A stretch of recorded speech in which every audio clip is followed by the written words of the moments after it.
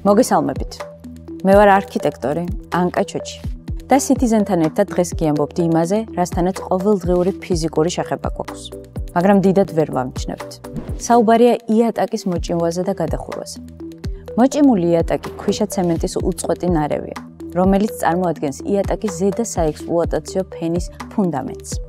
მისი დანიშნულებაა იატაკის ზედაპირი თანაბარი იყოს და ზედა ფენის საფუძველი საკმარისად ხისტი. ასევე გააუმჯობესოს იატაკის თბო და ბგერა საიზოლაციო თვისებები. არსებობს რამოდენიმე ტიპის მოჭიმვა, მაგალითად ცემენტის ბაზაზე დამზადებული მოჭიმვა, რომლის სისქე 20-დან 80 მმ-მდეა და გამყარებას დაახლოებით 28 დღეს სჭირდება. ასევე არსებობს თაბაშირის მოჭიმვაც, რომლის სისქე მინიმუმ 30 მმ-ია. გამყარებას 1-დან 2 კვირამდე სჭირდება და იდეალურია იატაკის გათბობის სისტემებისთვისაც. უკვე მოჭიმული იატაკი სპეციალური ლაზერული მოწყობილობებით იტესტება, რომლებიც ზომავენ ზედაპირის სისწორეს.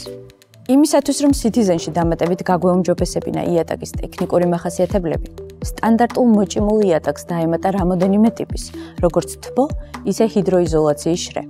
რაც შეეხება სახურავებს. სახურავის კონსტრუქციის ყველა ფენას თავისი დანიშნულება და მახასიათებლები აქვს. მაგალითად, ორთქლის იზოლაცია, როგორც კარგი საიდუმლოს შემნახველი. არაფერს უშვებს.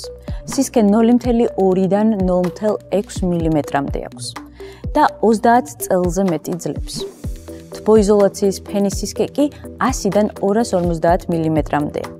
არსებობს კიდევ ეგრეთ წოდებული მწვანე სახურავი, რომელსაც წყლის შემკრების სისტემა ემატება.